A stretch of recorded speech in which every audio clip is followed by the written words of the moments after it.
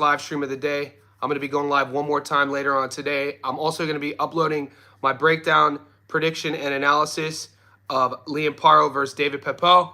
So Paro's opponent, he's a guy coming in from France. He's undefeated. This is a fight card that's taking place in Australia my Thursday night. It's either going to be Wednesday in America or Thursday morning in America. In the Discord, I'm going to get one of the Aussie boys to stream the fight in the Discord. So all you Americans in the Discord, you'll be able to watch it. We did this last week. We just did this the other day with the Naoya Inoue fight, considering the Top Rank, their Facebook feed wasn't available for Aussies, but one of the boys in America streamed it in our Discord. So to join the Discord, guys, it's a couple bucks a month. Become a Johnny Says Boxing Insider. It's pinned in the comments section here. Join here. You'll become part of our growing community. And yeah, we got a lot of stuff going on. It's not the busiest of weeks, considering we just got out of, Christmas just ended. Somebody put it that way. It was a crazy fight. I just feel like we've been in kind of a daze for like the last few months with all the fights. We got Australia this week. We have, and I have to double check, there are some little obscure cards going down. And then Gabby Fundora fights the following week. We're going to win some money there. So I've been doing my film study on this Aussie card. Guys, it's a fun card. There's some good fights on it. And I think I might have overstepped a little bit. I think there's going to be a couple fighters on upset alert. So I sent some birds out. I sent some messages to some of my guys here in Australia who are boxers, who train, and some guys who work in the media who follow the fighters around. Think like fight hype guys. I know a couple fight hype guys. And I think we're going to be good with Paro and Wilson, but I still want to double check. I'm comfortable with Paro. He's a big favorite. It was Paulo Acuso yesterday that I said was a lock. Now, I'm doing film study on his opponent, Abdullayev. I don't know, man. Abdullayev, big amateur career. He's fought a lot of people. He's fought Aman Khatiev. He doesn't have a lot of pro fights. So I'm gonna take my statement back when I called Acuso a lock, and I'm gonna do more film on his opponent, and then I'll get back to you. I think, Brock Jarvis is probably on upset alert against Ken Aiken. And then I think Jacob Ng is on upset alert. But we have a couple days. I'll be giving you my parlay for Australia. I'll be giving you my locks and my method of victory tickets. All of those will be in the Discord. I'll give you guys my normal long parlay. I'll give you guys in YouTube and my Dana White Contender Series picks. And then if you want all the other ones, you got to join the Discord. Mate, this is so sad. I want to say one more RIP to Ricky Hatton. Hopefully I don't get flagged for this. I put this up on my Instagram. I don't think a lot of people understand how big of a star Ricky was. He had a traveling section who would come with him everywhere. Overseas, Vegas. There's only one Ricky Hatton, man.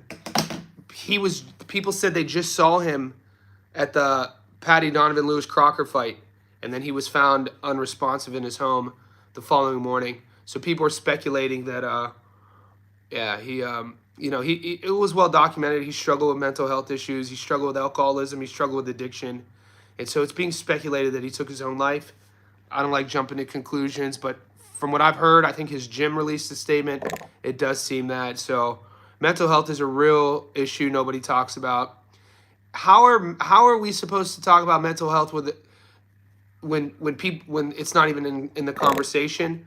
So I'm fortunate enough to have, not a lot, probably just two really, really close friends that, if you could talk.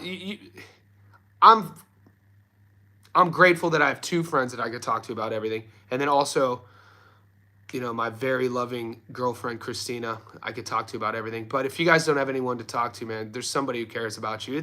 It's heartbreaking to see Ricky go out so young. He's only 46. I'm 43. It just makes you never know what somebody's going through. You know what I'm saying? I was walking to the shops yesterday to go get some. One of the things I do is I don't fill up my refrigerator. As a part of a habit, I like going to the shops every day.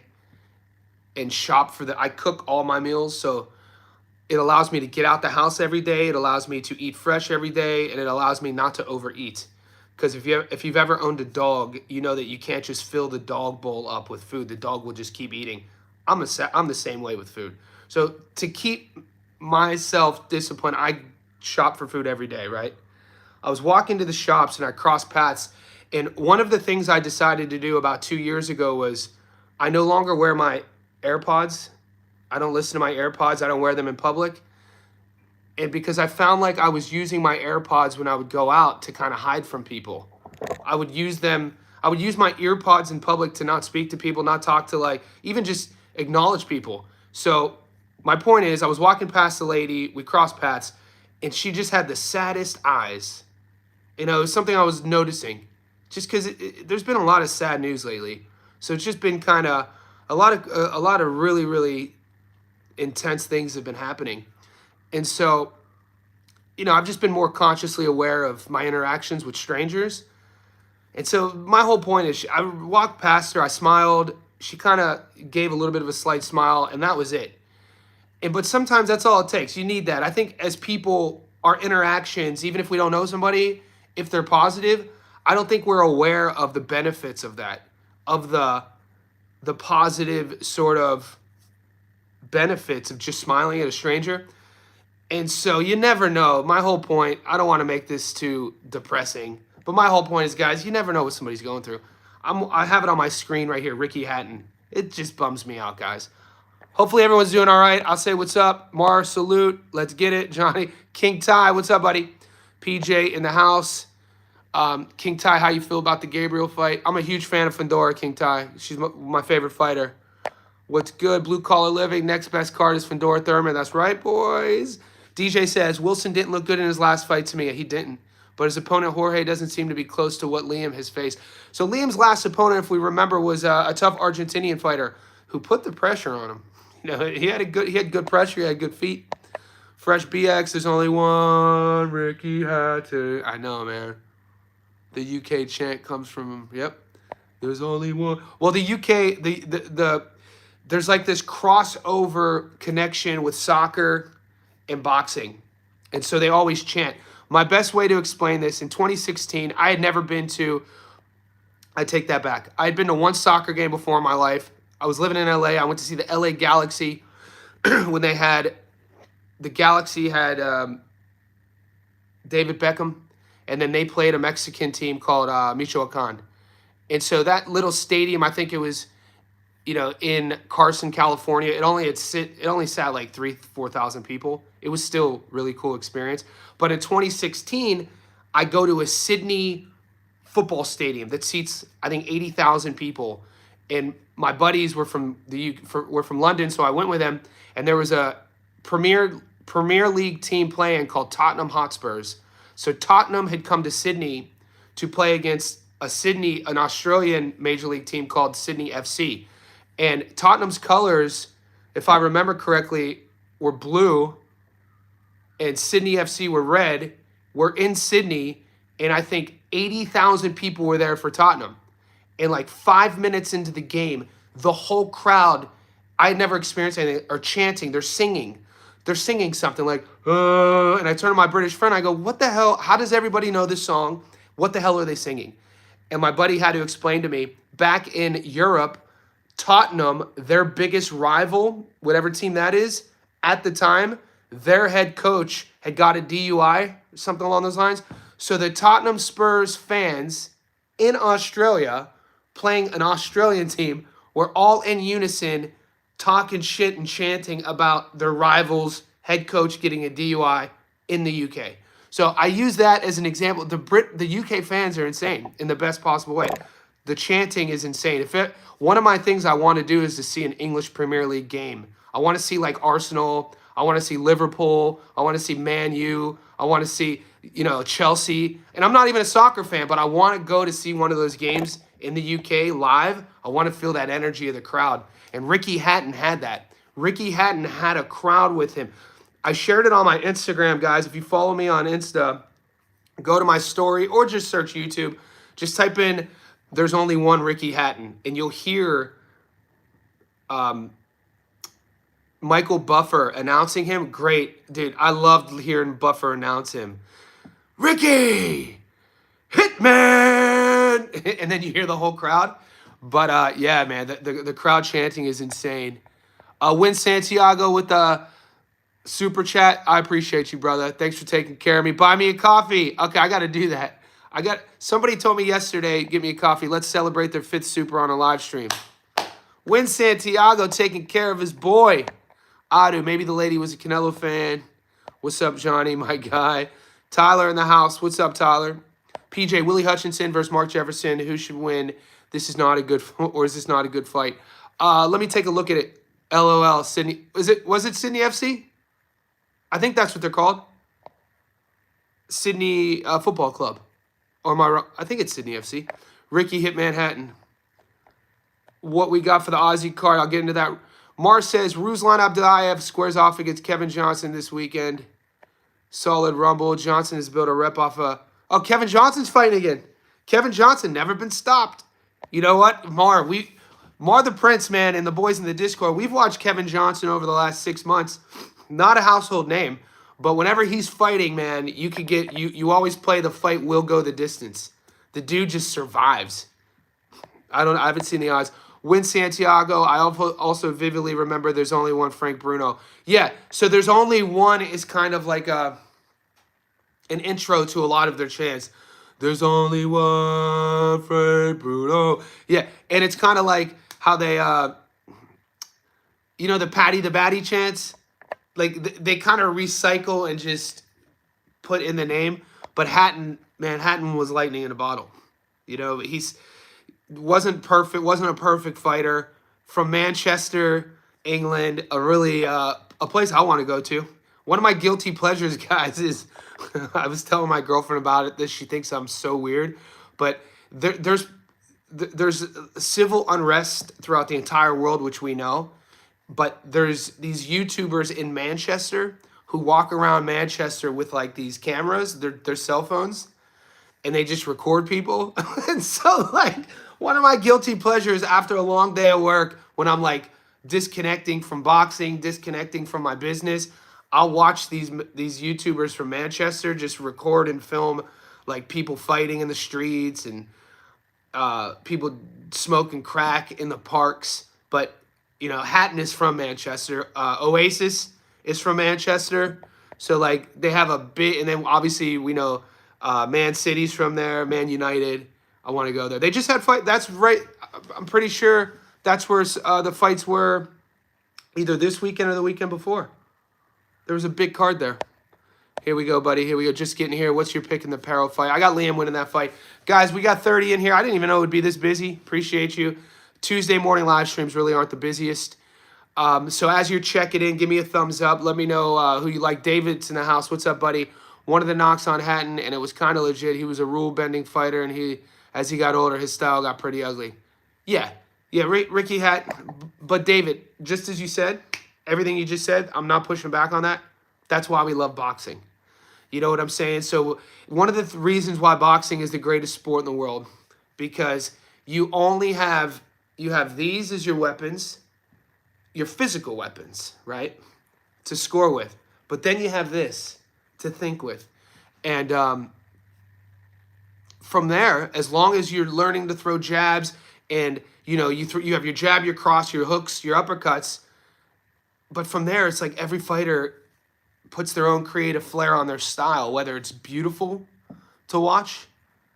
Like, in my opinion, Floyd Mayweather's style was beautiful to watch. Or super creative, like, think about Emmanuel Augustus. Super slick, like Pernell Whitaker. Super aggressive, like Mike Tyson. Muhammad Ali, who changed the entire game. Ali was one of the first heavyweights to, dance and fight on his toes and come in and out. He did so many things for the first. Obviously, everybody, the civil rights movement and what he did, what he meant to a culture, but also what he did in the ring. You know what I'm saying? If you listen to the first fight against Sonny Liston, you can listen to the broadcasters second-guessing his style. Even the Cleveland Big Cat Williams fight, which a lot of, like, boxing heads who like start out as casuals who then become really into Muhammad Ali, they will then refer to the Big Cat Williams fight as their favorite Ali fight. Even in that fight, you could hear the announcers kind of mocking Ali because he just wouldn't stand there and let Big Cat Williams fucking hit him in the head.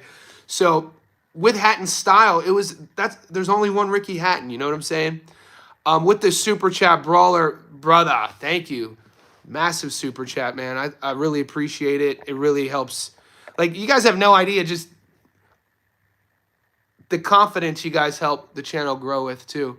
Morning, boys. Let's get the bread on the Aussie card. Tipping the bartender for the Medina pick. Cheers, Johnny. Thanks, brother. Yeah, the Medina pick saved me. I didn't get to release my tape study, but I'm glad, Brawler, you picked up on it because that means you were tapping into the live stream. So I can't do tape study all the time. This week I'll be able to get to some more. I'm uploading. I'm going to try to get 3 of the videos out. But yeah, we hit on the Medina dog and the Ryko Santana dog. Ryko beat Nelson. DJ Green, I'm debating with Wilson by knockout just because. Yeah, DJ, it's only a matter of time, guys, before we see. You know what I'm waiting, DJ? I'm waiting to see domestic level Liam. Domestic level Liam Wilson is a knockout artist. You know what I'm saying? And I thought Liam against the Argentinian fighter, I apologize for not remembering his name. We covered him. The Argentinian fighter was slick. He was way better than I gave him credit for. But when you put Liam on the domestic level, he turns into like a guy who knocks you out.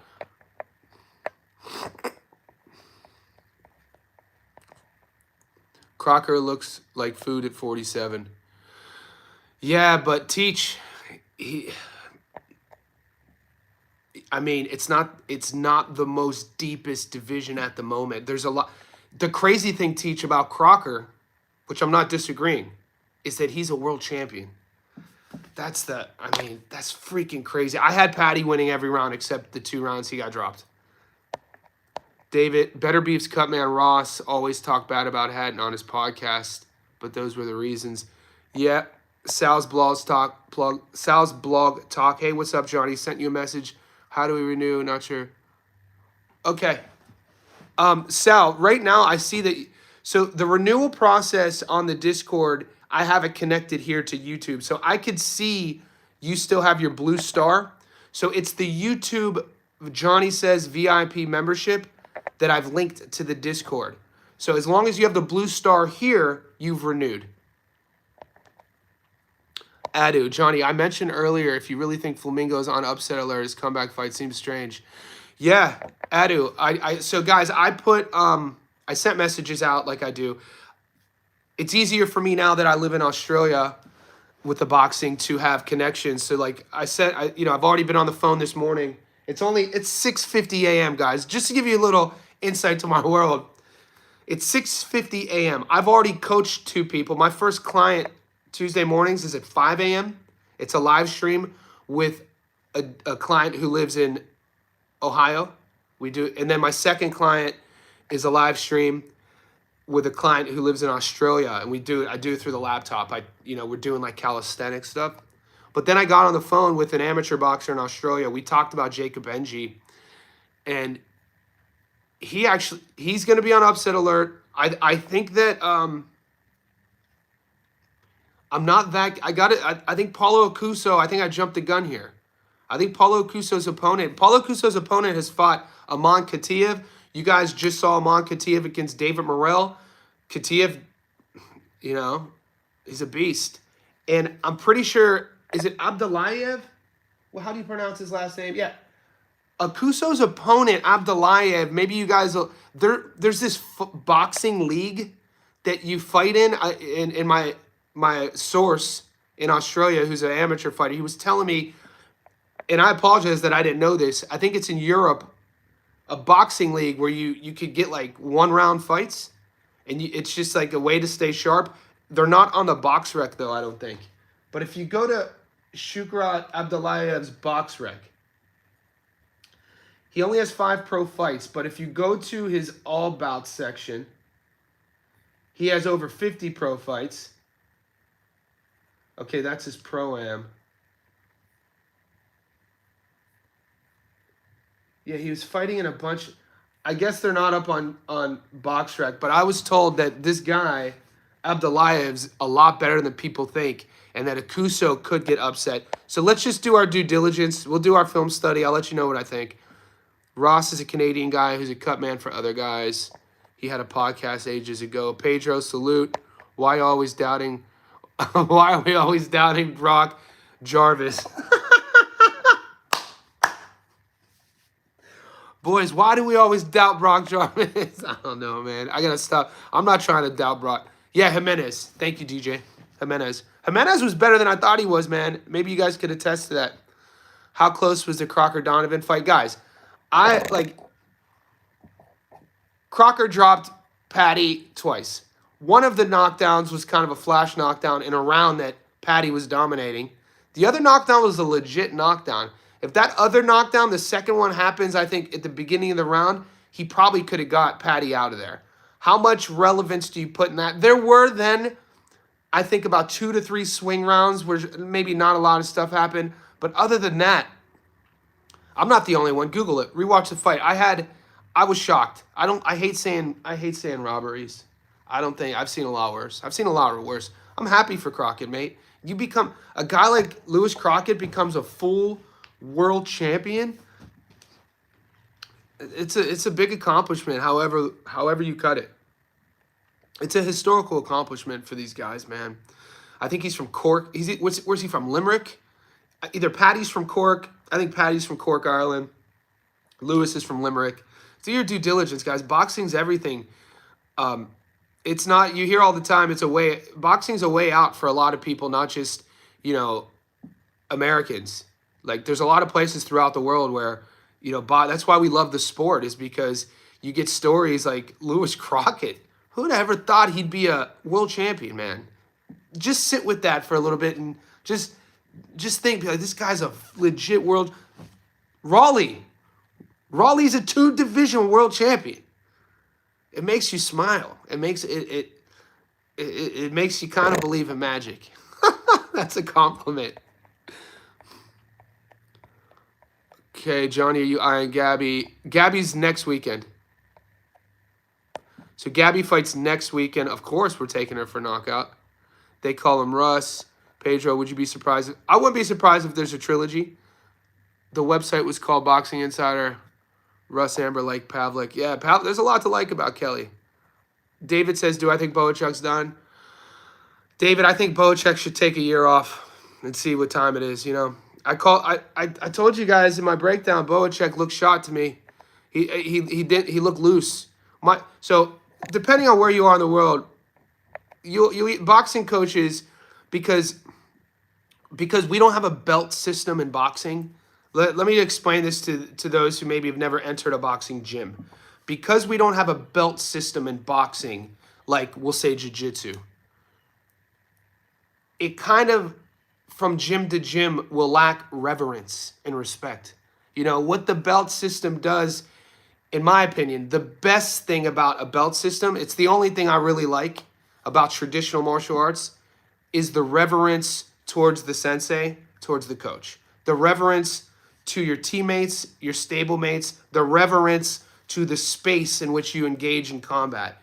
So, that being said, boxing, we don't have that. So that reverence really depends on your coach. That reverence really depends on from gym to gym. I've been in some gyms in Sydney, man, and I was just freaking blown away with how amazing they were, with the reverence, with the respect. What's the kid's name? When TJ Dahany was down here, so TJ used to train out as Bondi Boxing when I was working outside that gym. TJ was getting ready to fight Sam Goodman. That was on the undercard of Zoo versus Harrison. And I pop in there because I wanted to see his sparring. And TJ's, getting ready. He's, taking on, at the stage of his sparring where he's, fighting 8 different guys, 8 different rounds. And he stays on.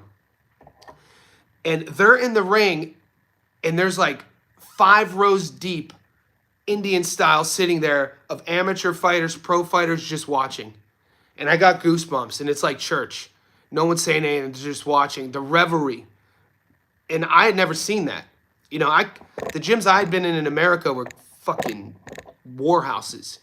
We're fucking brutal places where coaches, you show up, and if the coach you don't know anybody and you just walk in. I know coaches who would just take a dude off the street who wants to fight and put him in there with a sort of like a pro and get his ass kicked and then ask him, do you really want to box? And I'm not that type of coach. I think you lose a lot of guys that way. You lose a lot of potential guys that way. And so I'm on a ramble. My point was with Bohacek, my point was this. I was raised to speak responsibly and respectfully about fighters. So I don't like saying Bohacek is shot and he's done. My coach would always say a fighter looks loose. When I was watching Bohacek and how he carries himself before the fight against Brandon, he just looked loose. And a lot of that has to do with damage. A lot of that, it's hard to explain why that makes sense to me, that adjective loose, if you don't know the context and how he speaks. He just looks a bit damaged. So I'm not going to say shot. Saying somebody shot is super disrespectful. But a lot of my point was it depends on how you were raised, I guess. Super chat in the house. Vic Vallejo. There's only one Johnny. Dude, appreciate you, brother. He's fighting a bunch of bumps. Kiza, I honestly think you give Crocker another 3 rounds. I'll watch it again. Kiza, I'm going to watch it again because Kiza's not the first guy to say that. He's not the first one I heard in the last 48 hours to say that it was. And I didn't say it was a robbery, but I did say out of impulse yesterday that I only gave Crocker 2 rounds. So I am going to take that back before I rewatch it. A boss is about to be a full champion, as already would have thought. Karen is better than 3 of the champs at 47. People sleep on Chukachin, man. Come on, I'm not arguing with that, Fresh. People sleep on Karen. Karen's a tough out. Karen's a tough problem to solve, man. I agree with you. But Fresh, who wants to fight? Like, that style, it's a tough style. Like, that's something like why, if you're an international fighter, not from America, if you don't have a big promoter, if you've been in fights with, guys that people consider potential pound for pound, like Jaron Ennis, and you shared the ring with him and you've shown Jaron sort of, he went the distance with him in one of the fights. I put Chukachin in the same category when Avanesyan was younger. David was another guy people slept on.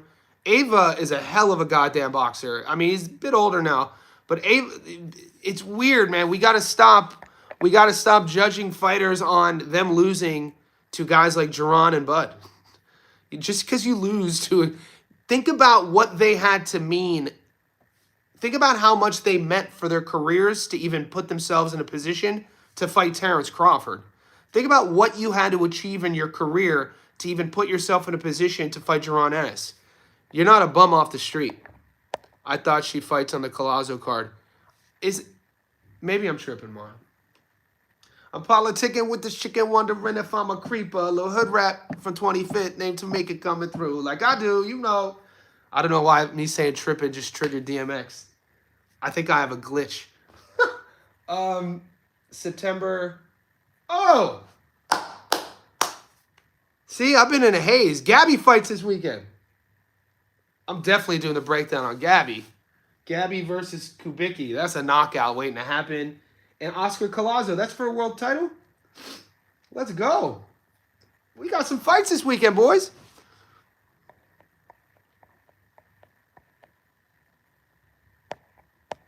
Wait, to be fair, Brandon Adams has his number. Big love, Vic. Teach, I think saying a fighter should retire is disrespectful. Yeah, well, context matters, and the tough thing to do, Teach. And so I remember in 2016, I was co-hosting a podcast with another guy. And, we were both running it like a business. Both side hustling, putting a lot of money we were generating into our podcast. We did a U.S. tour. We were sponsored by Joe Rogan's supplement company called On It. I was on the On It podcast. We were on CBS Radio. My point was, whenever we would get into arguments, my co-host, about business, we had one rule, and we would say, don't text. If there's something that we have to converse about, call. Because Teach just said, I think it's disrespectful saying a fighter should retire. My pushback on that is, if you read it from a message somebody says or on a live stream, you don't know the context or the intent. Now, if I say, and I don't believe this either way, but, there's one thing with me typing, Errol Spence Jr. should stay retired. He should retire. He didn't look good against Bud. A lot of damage from his lifestyle in the car crashes. He should retire. There's another thing with hearing how I would say that and then being able to pick up on, am I saying that recklessly? Am I saying that ignorantly? Am I saying that, with ill intent?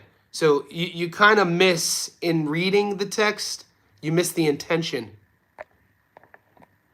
Crocker didn't even land any jabs or do anything besides 2 knockdowns. I didn't see Crocker do anything other than sit back on his back foot and throw that thing. He landed that chopping lead hook that's straight out of a video game. Lucia Latina, close your eyes and make a wish. I hope Crocker loses that belt expeditiously. Yeah, that's that hook. Who do you think he fights? I've listened to mostly the older rappers lately. I think Oscar Collazo might knock out his opponent. Maybe.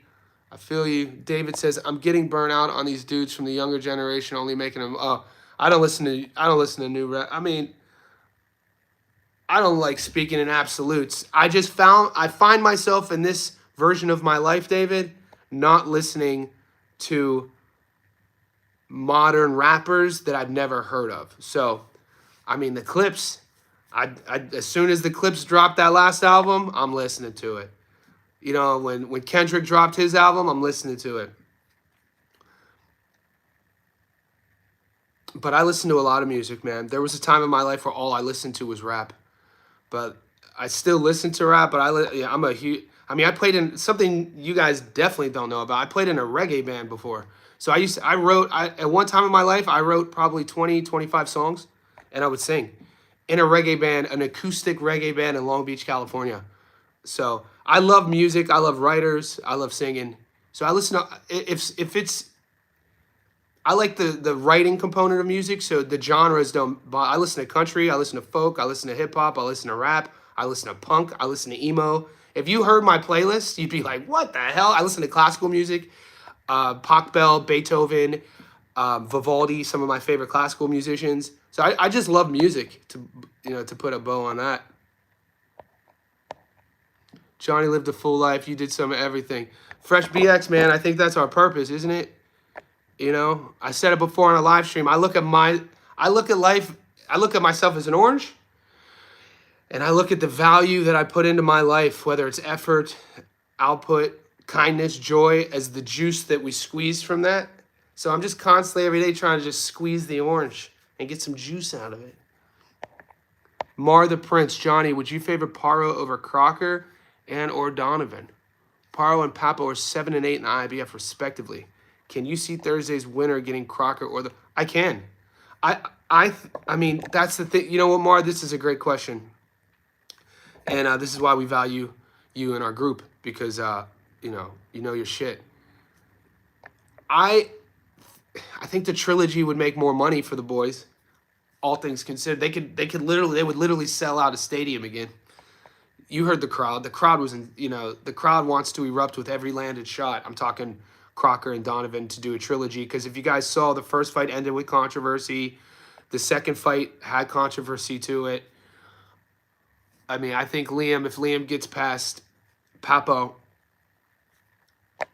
what would make the most money? Liam going over to the UK to fight Crocker, or Crocker coming to Australia to fight Liam?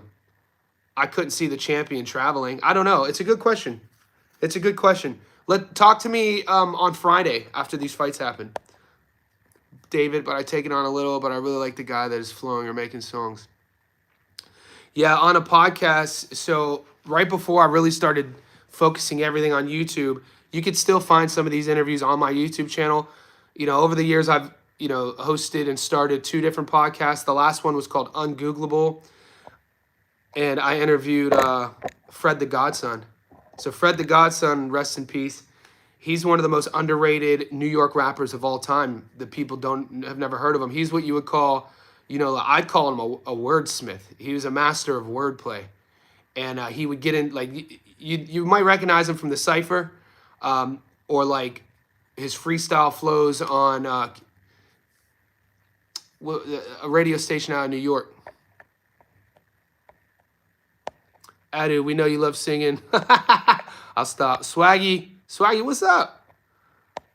Fresh BX. I wouldn't mind seeing Paro take that belt. It makes sense. He's going to IBF. Yeah, and it makes sense since he left 40. He looked good in his last fight. He fought Robert Garcia's kid. We covered that fight, but he had like 7 years off, I think, or he had like 5 years off. I want to see more Liam. Johnny with the big guns, Jason, Jersey, Paul, wow. Dwayne in the house, what's up? Latino, Lucia, Caminos. Am I hidden? You ain't hidden, I see you. Dwayne. David Iser, Rio de Young OG. I forgot to mention him. He is really dope, but he's not super young. Rio da Young OG. I don't know that guy. We're talking about hip-hop right now. Vic Man, singing is cool, and no Lucia. I see Lucia too. Swaggy. I'll probably go a bit heavier on fight to go the distance. Yes, for Paro. Pablo. You fight to go the distance? Are we getting odds, guys? Let's talk about some odds. All right, I'm going to pull up some odds real quick. If you guys have your laptops or a second device, let's go. I don't know if I'm getting prop bets yet. Oh, there we go. We got a prop bet. So right now, Liam Paro on the money line, he's $1.08. 100 on him just to win. Not a lot of juice at all. Papo, I still have to do my tape study on him. He has this huge record. He's a French fighter. Keep that in mind. We know how we feel about We know how we feel about white French boxers. Liam Paro on points is $1.94. Liam Paro by knockout, $2.25. I got to see the tape, man. I got to see the tape. Liam's going to be quick. He has hand speed, that southpaw style. Liam likes to set up that backhand. We saw him struggle with a mover. We saw him struggle with Hitchens in terms of, getting Hitchens where he wanted him to. He wasn't able to handle Hitchens' jab, but in my opinion, Hitchens has one of the best jabs in boxing. I don't know much about the French guy. I got to see. We got about a day. On this same live stream tomorrow, I'll let you know if I like him by stoppage or by decision. Right now, the odds have that at a 50-50, by the way. Even on my sports book, Fresh BX, I think all the odds, but Liam Wilson. Latina, he sees me. Johnny's so fine. Poppy, probably moderator. We don't have a moderator. Thank you, Latina. DJ Green. Papo's going to be on his back foot most of the fight. Yeah. Vic Man, Lucia. Fresh BX, that 16-year-old you talked about, that's a B-side, is a favorite on the books. That 16-year-old you talked about is a B-side. Oh, yeah.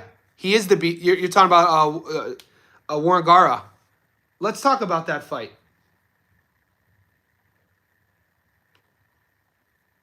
But the odds have him as a slight favorite, right?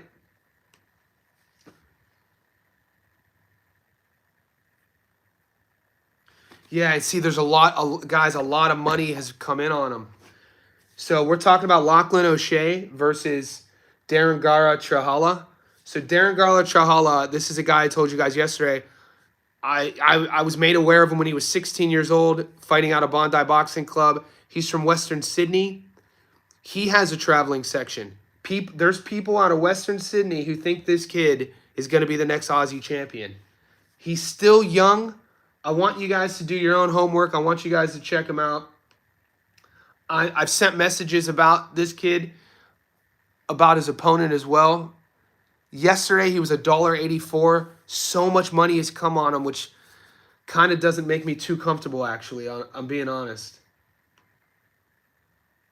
I don't like him at $1.53 right now.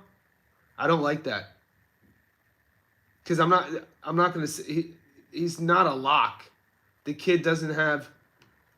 Okay, Lachlan O'Shea's 9-6.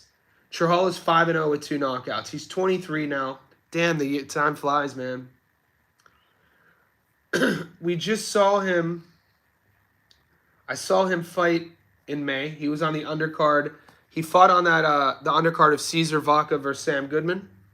He got a 4-round stoppage. This is a 6-round fight. He's fighting Lachlan O'Shea, who's 9-6. Lachlan O'Shea is 32, 4 knockouts.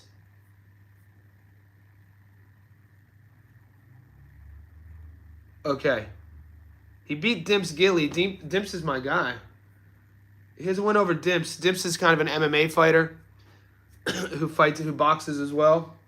He has a win over Mirko Pizzi. Mirko is a decent club-level guy who fought out of Bondi Boxing Club.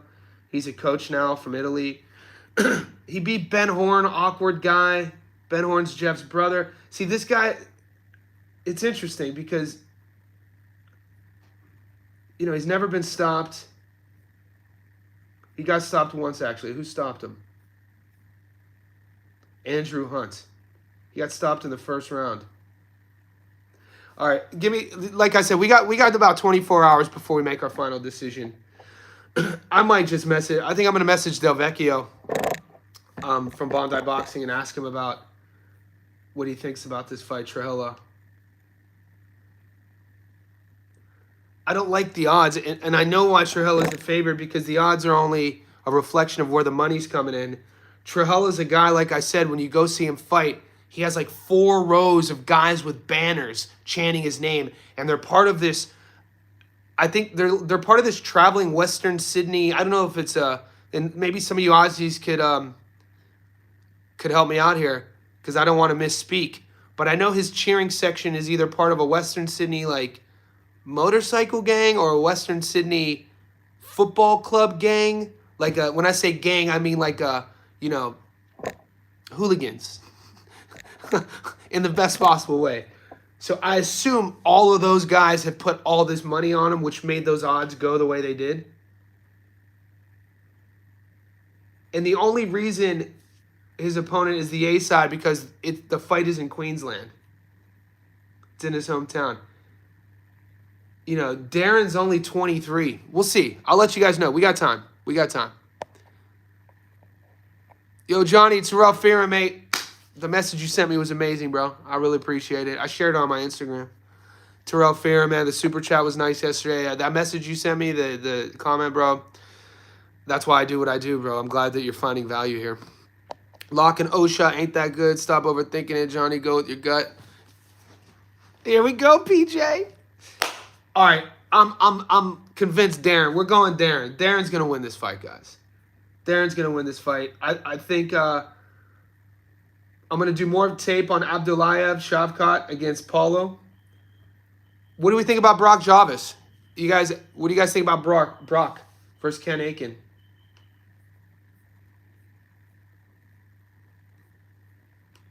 I think, has Brock been getting slated? Are people hating on Brock? What do you guys feel about this? So Ken Aiken is 11-2 with 3 knockouts.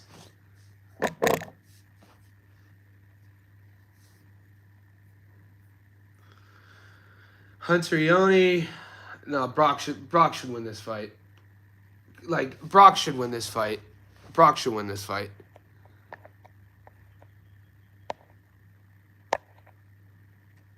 Darren Till, you say, Johnny. Jason Jr., Jersey Duval. Darren Till? What am I missing here? I know Darren Till's coming off stopping Luke Rockhold. Is he fighting again? Latina, showing me too much love. Come on now. No such thing as too much love. I appreciate you guys. Brock got more important. Guys, Brock should beat Aiken. But I'm just... You know what it is, what my hesitation is with Brock Jarvis? Is here, and then watching him get stopped against Liam and get stopped against Keith. But, I mean, when you say those names out loud, he was in there with Keith Thurman. He was in there with Liam. 2 former world champions. 1, possibly 2. One is a future Hall of Famer. Keith is a future Hall of Famer, right?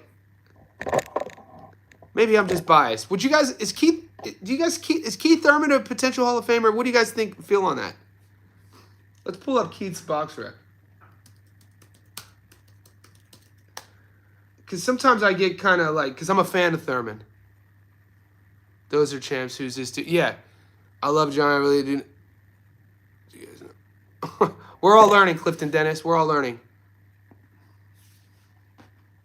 So Keith Thurman, let's answer this.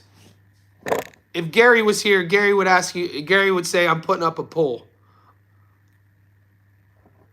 Do you guys think Keith Thurman's a future Hall of Famer? He's 33-1, 23 knockouts, former world champion. His only loss was to Manny Pacquiao by split decision. He has wins over Mario Barrios, former world champion. Lopez, Danny Garcia, who will be in the Hall of Fame. Sean Porter, former world champion. He beat Ghost Guerrero, Bundu, Quintana. I don't know. I don't know if his resume... what do you guys think about... She is. I love my girlfriend. What do you guys think about Thurman's resume?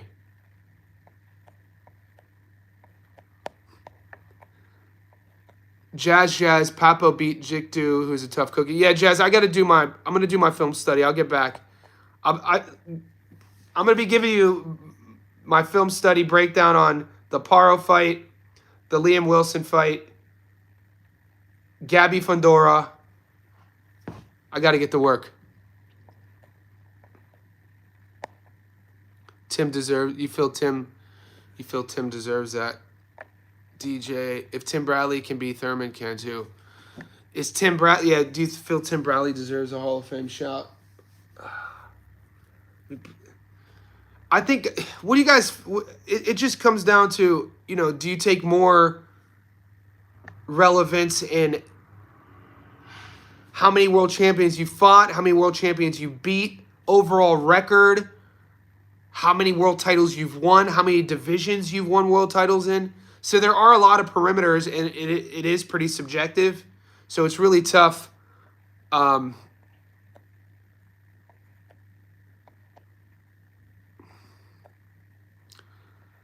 Thurman is a knockout artist. That's why he beat Jarvis.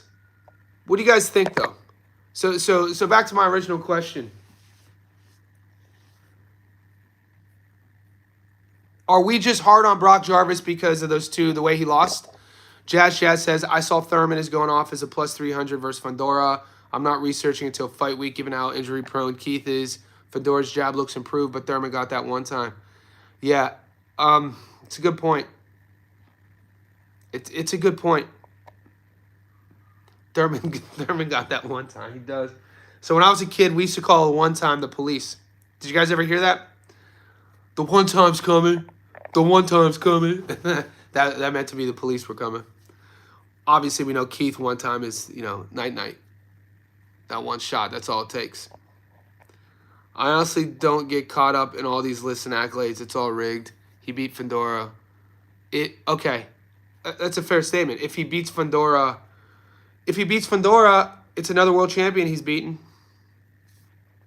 I guess my point was, Fresh, rather than more focusing on is Keith a Hall of Famer for the sake of Keith, it's how much relevance we put on that Brock Jarvis loss, because Brock is the one fighting this weekend.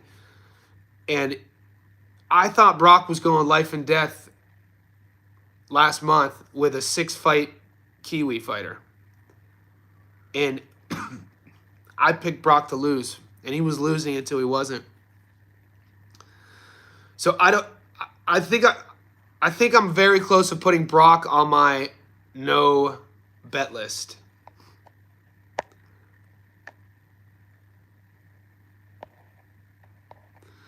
Hell yeah, one time. Okay. You gotta put them dips on.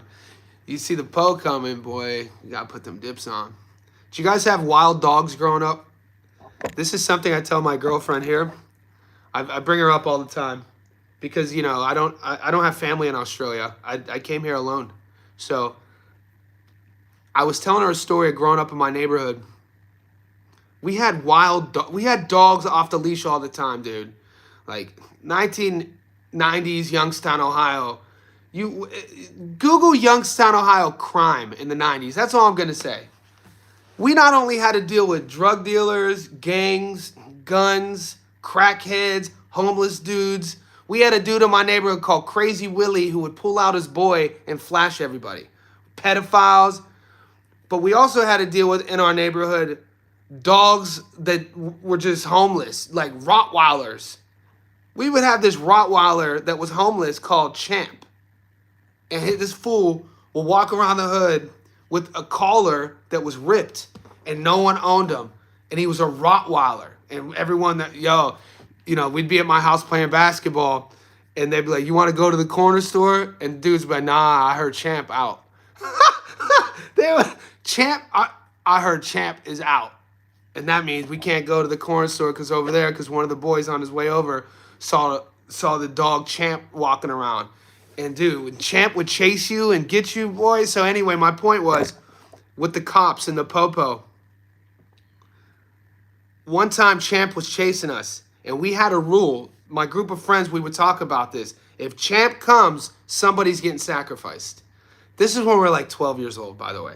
Somebody getting sacrificed means that all of a sudden, maybe we're walking home from the store, we hear the chain, Champ's chasing. As soon as we all start running, someone's getting tripped.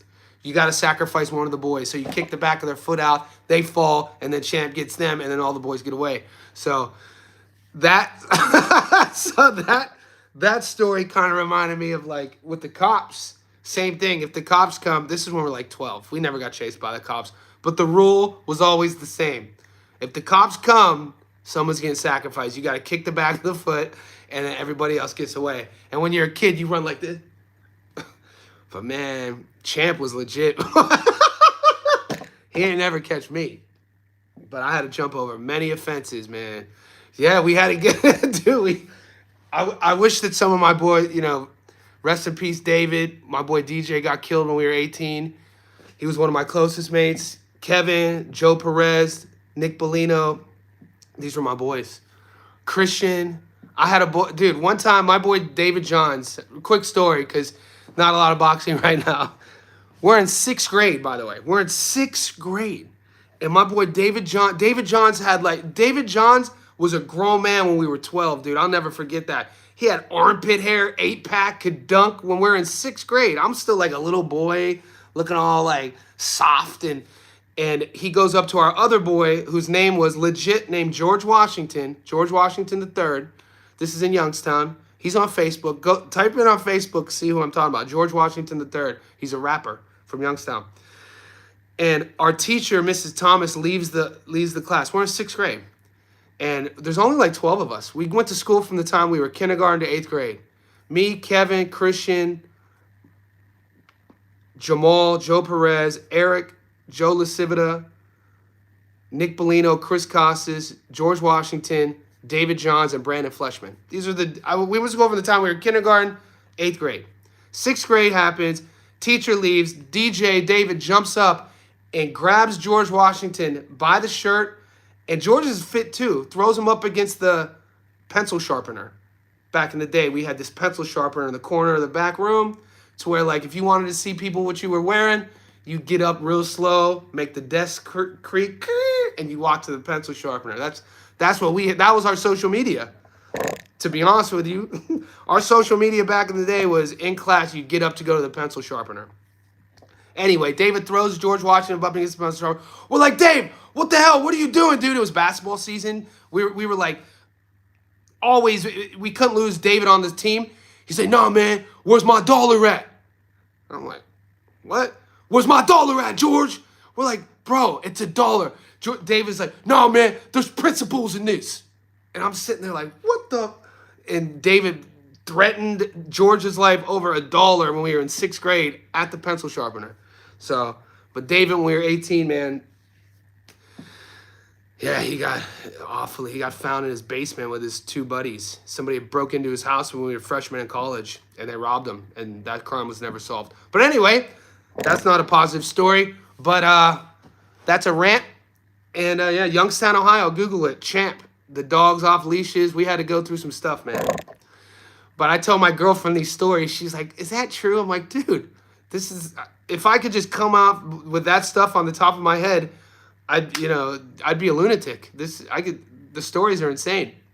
But An hour in, guys. I got a client here in 5 minutes. I have to do my film study. I have a lot of work to do. Let's get this money in Australia. We got to get this money Thursday. We're going to get the Gabby Fundora card. I'm going to be uploading the first Stats Don't Lie video is going to be in an hour. Liam Paro versus Papot.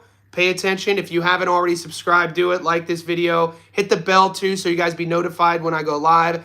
Join the Discord. The link's in the description below. Guys, everybody who's super chatted and tipped, you guys are the best. Everybody who pitched into the chat. Victor, Latina, Mar the Prince. Who else we got in here? Jason, Fresh BX. You guys are beasts. I'll see you in the next one.